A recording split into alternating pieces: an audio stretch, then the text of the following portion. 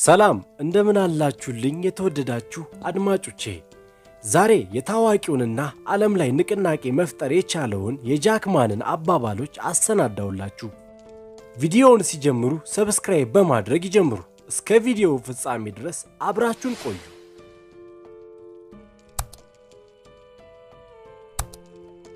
ጃክማ ሰዎች በተለምዶ የሚጠሩት ስሙ ሲሆን ትክክለኛ ስሙ ማዮን ይባላል። የተወለደው ሴፕቴምበር 10 1964 በቻይና ሃንግዙ ጂጂያንግ ግዛት ሲሆን ማህ ገና በልጅነቱ የእንግሊዘኛ ቋንቋ ፍላጎት የነበረውና በወጣትነት ዘመኑ ወደ ሃንግዙ ለመሄድ የውጭ አገር ጎብኚዎችን አስጎብኚ ሆኖ ሰርቷል። ማህ የሃንግዙ ግዛት የመምህራን ኮሌጅ የመግቢያ ፈተናን ተፈትኖ 2 ጊዜ ወድቋል። ደካማ ነጥቡ ሂሳብ ነበር። በ1984 ሶስተኛ ሙከራውን ተፈትኖ በማለፍ በ1988 በእንግሊዘኛ የመጀመሪያ ዲግሪውን ተመርቋል። በ1988 እስከ 1993 በሃንግዙ የኤሌክትሮኒክስና ምህንድስና ተቋም መምህር በመሆን እንግሊዘኛን አስተምሯል።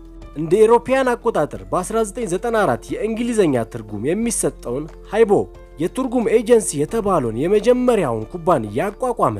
ዛሬ ዓለም ላይ በሥራ ፈጣሪነት ስሙን በደማቁ ያስመዘገበና የተለያዩ የንግድ የገበያ ቦታዎች ባለቤት ነው። እንዲሁም በርካታ የቻይና ታዋቂ ድረገጾችን ያቀፈ የአሊባባ.ኮም ቡድን መሪ ቻይናዊ ሥራ ፈጣሪ ለመባል የበቃ ድንቅ ሰው ነው። ታዲያ የማን አባባሎችን እንዲህ አሰናዳውላችሁ። ዛሬ ከባድ ነው፣ ነገ እንዲሁም ይከፋል። ተነገ ወዲያ ግን ፀሐይ ትወጣለች። መቼም ተስፋ አትቁረጥ። ፍላጎቴ መወደድ ሳይሆን መከበር ነው። ሊኖሩን ከሚገቡ እጅግ ጠቃሚ ነገሮች መካከል ትዕግስት ዋነኛው ነው። ከተፎካካሪህ መማር እንጂ መኮረጅ የለብህም። ኮርጅ፣ በኋላ ግን ትሞታለህ። ገንዘብ አላጣንም፣ ያጣነው ህልመኛ ሰዎችን ነው። ብርቅ የሆኑት ለህልማቸው የሚሞቱ ሰዎች ናቸው። በህይወት የሆነ ነገር ስትሞክር፣ የሆነ ነገር ላይ ጠንክረ ስትሰራና የሆነ ነገርን ስትለውጥ መጥፎ ነገር መከሰት ያቆማል። መሬት ላይ 9 ጥንቸሎች ካሉ ያንተ ፍላጎት አንዷን ጥንቸል መያዝ ከሆነ እሷ ላይ ብቻ አተኩር። መሪ ባለራዕይ መሆን አለበት። ተከታዮቹ ከሚያዩት በላይ አሻግሮ ማየት አለበት። ተፎካካሪዎችን እርሳ። ዝም ብለህ ደንበኞች ላይ አተኩር። ተስፋ ካልቆረጥክ አሁንም እድል አለ። ካላደረግከው ምንም ነገር አይቻልም። ሰዎች ስላንተ በጣም አካብደው ሲያስቡ የመረጋጋትና ራስን የመሆን ኃላፊነት ሊኖርህ ይገባል።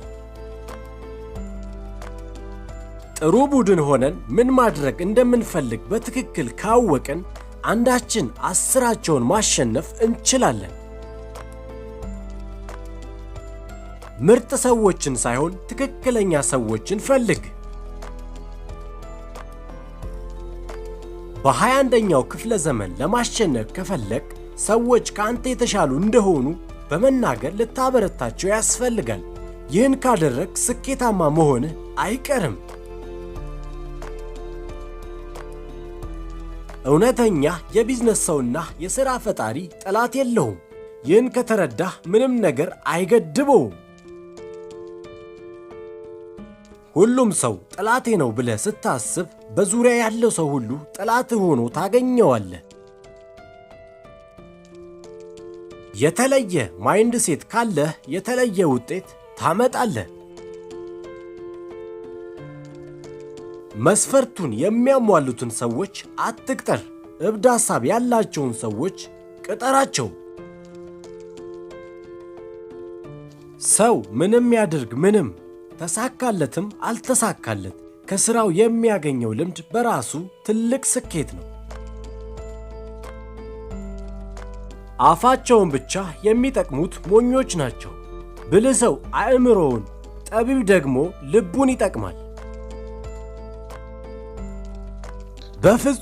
በፍጹም በዋጋ አትፎካከር። በአገልግሎት ጥራትና በአዲስ ግኝት ተፎካከር። ቅድሚያ ለደንበኛ ነው፣ በመቀጠል ሰራተኛ፣ ኢንቨስተር ሶስተኛ። የቱንም ያህል ጎበዝ ብትሆን እንዴት ከሰው ጋር መስራት እንዳለብህ ካላወቅ ተሸናፊ ነህ። የተናገርከውን ቃል ዓለም ላያስታውሰው ይችላል፣ ያደረግከውን ነገር ግን በፍጹም አይረሳውም። ደንበኛ ሲወድህ መንግሥትም ይወድሃል። የሆንኩትን ስተወው የሆነውን እሆናለሁ። ሌሎችን የሚያሸንፍ ብርቱ ነው፣ ራሱን የሚያሸንፍ ኃያል ነው። በቀላሉ ራስህን በመሆን ስትረካ እና ራስህን ከሌላው ጋር ማነጻጸርን ስትተው ሁሉም ያከብርሃል። ለእድገት ቁልፍ የንቃተ ህሊና ከፍተኛ ልኬቶች በግንዛቤያችን ውስጥ ማስረጽ ነው። ጥሩ ተጓዥ ቋሚ ዕቅድ የለውም እና ለመድረስ ፍላጎት የለውም። ከውሃ የበለጠ ለስላሳ ወይም ተለዋዋጭ ነገር የለም፣ ነገር ግን ምንም ነገር ሊቋቋመው አይችልም። ዝምታ ትልቅ የጥንካሬ ምንጭ ነው። ዕውቀት ያላቸው አይተነብዩም፣ የሚተነብዩት ዕውቀት የላቸውም። ሌሎችን የሚያውቅ ጥበበኛ ነው፣ ራሱን የሚያውቅ ግን የበራለት ነው። ሕይወትና ሞት አንድ ክር ናቸው፣ ከተለያዩ አቅጣጫቸው የሚታይ ተመሳሳይ መስመር።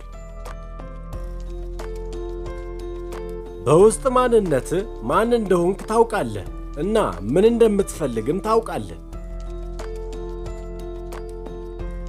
መውሰድ ካለብህ መጀመሪያ መስጠት አለብህ። ይህ የእውቀት መጀመሪያ ነው። ከመተሳሰብ ጥንካሬ ይመጣል። ነገሮችን በዘር ውስጥ ማየት ብልህነት ነው። ብልህ ሰው የራሱን ሀብት አያከማችም።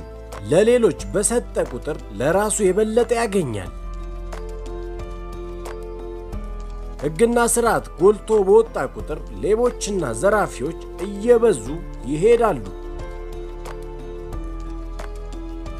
ታላላቅ ተግባራት በጥቃቅን ሥራዎች የተሰሩ ናቸው።